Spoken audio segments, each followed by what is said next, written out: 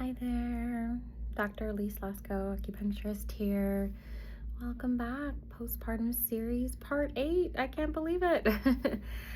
Today I want to focus on a reflection on 6 months postpartum, having a 6-month-old baby. And before I do that, I just want to remind you, if you are just diving into this series, you can go back to my channel, Dr. L.C., and catch the whole series starting at the first, which starts with my decision to have a home birth, and then moves into my birth story, the newborn phase, and all of that. So you can take a look at that. If you are currently pregnant and struggling, or early pregnant, or planning to get pregnant, I also have a pregnancy series that I did while I was pregnant, also available on this channel. So you can just visit at Dr. L.C. and take a look. They're both organized into playlists.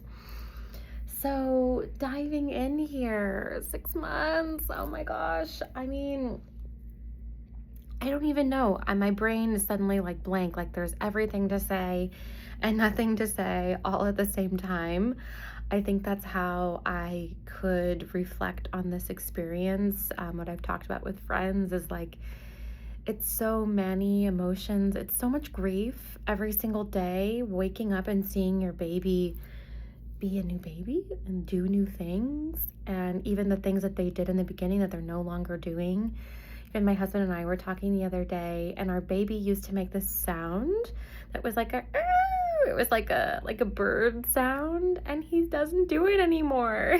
And we were like, oh my gosh, what happened to his little birdie sound? And now, I mean, he's still making other sounds. He's still very loud, but that specific sound has stopped. And we're like, oh. And he doesn't fall asleep on us anymore to go to bed. That's been sad for both of us. I mean, it happens sometimes, but for the most part, our baby is pretty independent. He likes to sleep in his crib, which we really enjoyed co-sleeping with him. We co-slept for about 6 weeks with him in the bed in the DockATot, and then we moved him into his bassinet, and then he was in his bassinet to about 4.5 months when he just didn't like it anymore. And so we started trying his crib, and he likes his crib in his room. I don't know, he's an introvert baby like us. So yeah, it's just a lot of grief, I would say, every day. It's just moving past the things that he did and just seeing him get so much bigger and looking back at pictures. But I will say, one thing that I have moved through quite a bit, the grief was really deep in the beginning, like especially the newborn phase.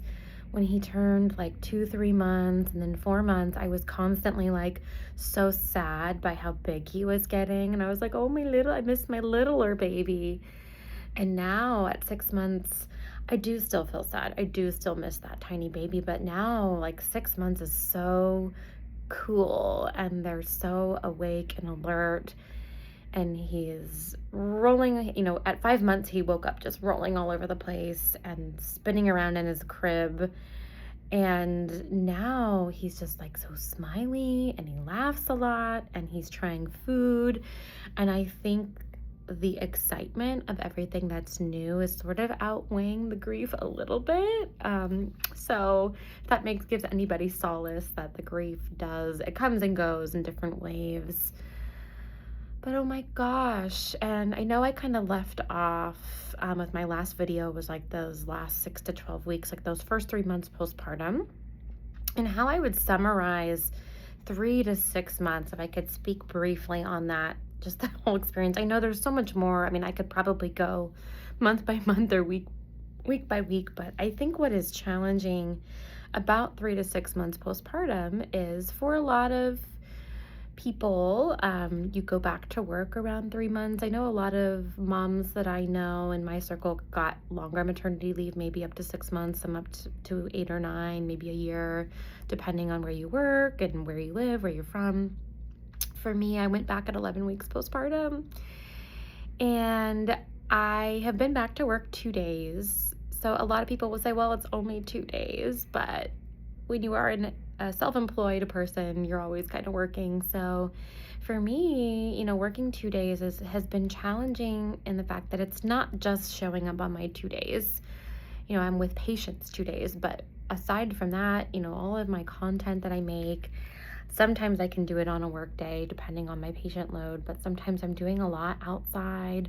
I do a lot after my baby goes to bed at night or in between with naps.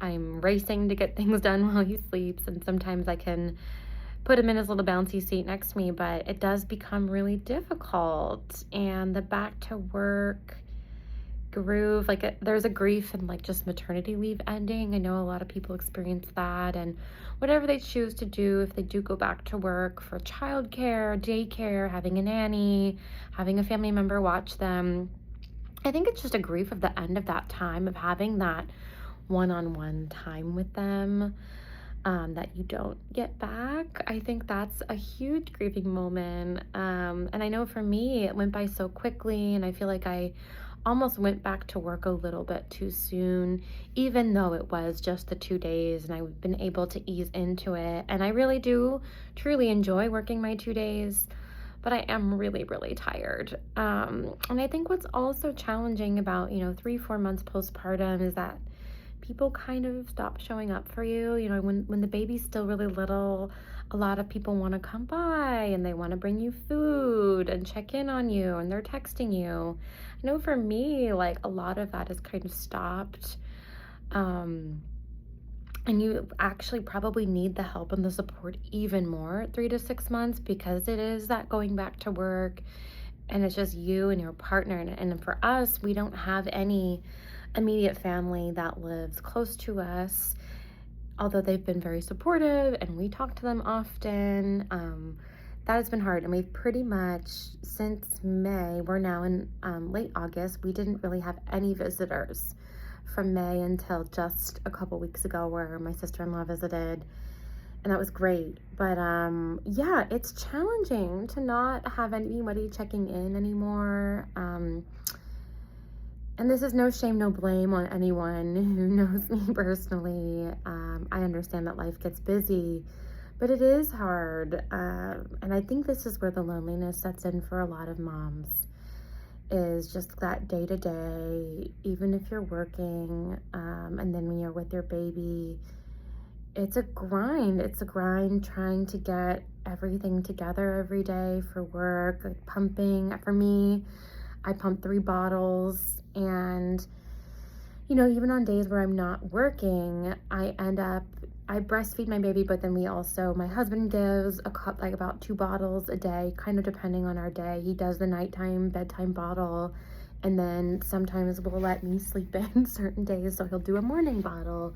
So it's having to do what we call the pumping math in the mom world. I know all of my mom friends understand what this is, but just trying to make sure you pump enough. And then if you're also breastfeeding and latching your baby, that affects your supply. So it's so exhausting. So I think my reflection on, going back to work in these last 3 months has just been, it is the mental load of working, pumping, just planning to go to work is really hard. Coordinating childcare. For us, we have a nanny 1 day a week. And planning for that is a lot, and getting myself ready in the morning with having food for the day. For breastfeeding, you need an extra 500 calories alone. It's a lot, and just trying to eat enough, keeping my blood sugar regulated. I have my wearable pump. I'll talk more about that in a later video, but my wearable pump I use for work. It's not always lined up right. So pumping at work, sometimes I'm just so exhausted because your body is working so hard. So not only are you doing your job, but sometimes you're pumping while working. I know for me, I usually put on my pump. I'll do it sometimes while I have a patient resting for 10 or 20 minutes. And I'm in and out of our kitchen and our lobby, or I might run in and pull needles with my pump on. Or if I have a break, I'll eat and do some work. And my brain by the end of the day is just complete mush. And sometimes, even if I do plan, if I have a lighter patient day like I do today, I might plan to try to get a bunch of admin stuff done. And sometimes my brain can't do it. It just can't. And I think this is why it becomes harder to account for your free unbaby time, because sometimes the exhaustion sets in, or something unexpected happens, like your pump stops working or runs out of battery and you forgot the charger or you forgot a piece of it. Like, it is just a whole thing. So I know all my mom friends probably really relate to this.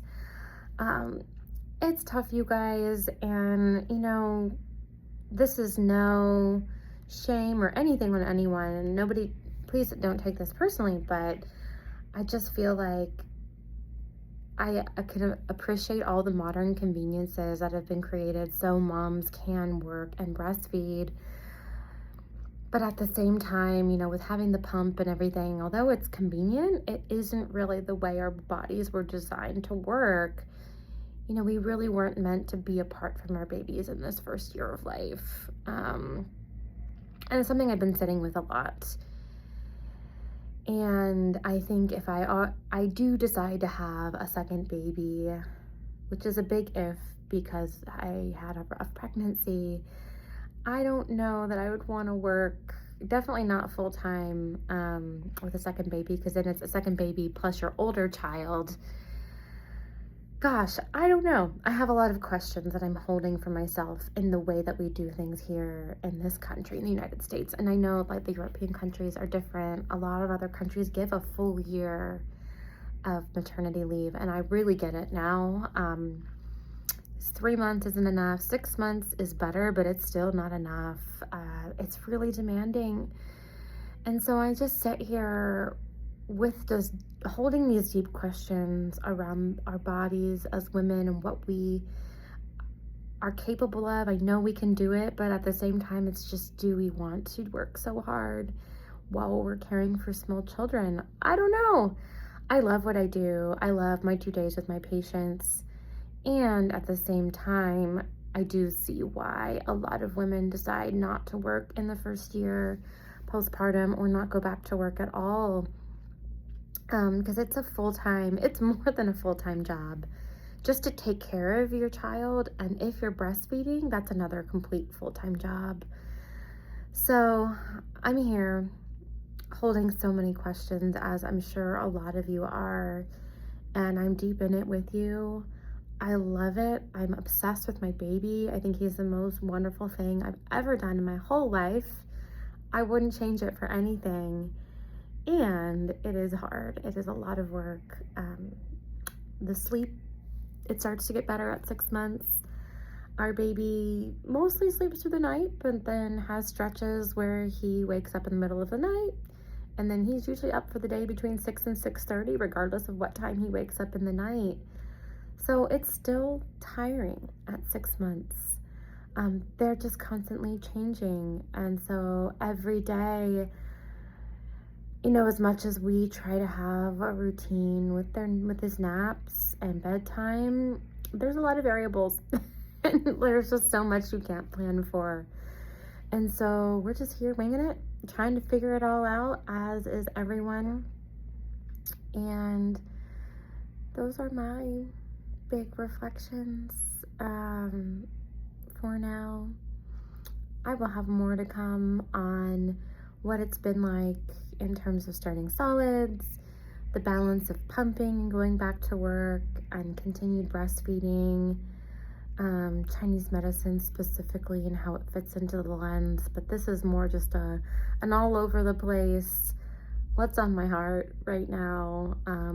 It's beautiful and wonderful. I'm loving it. And some days I don't love it every day. I'll have to say, sometimes I just wish I could lay in bed for a whole day. And that's just a real feeling that I think a lot of moms have. So that's where we're at. We are preparing to travel for the first time with our 6-month-old next week. So I'll have more to reflect on for that. So for now, I thank you for following along. As mentioned, you can catch my earlier videos in this series on my page at Dr. L.Ac.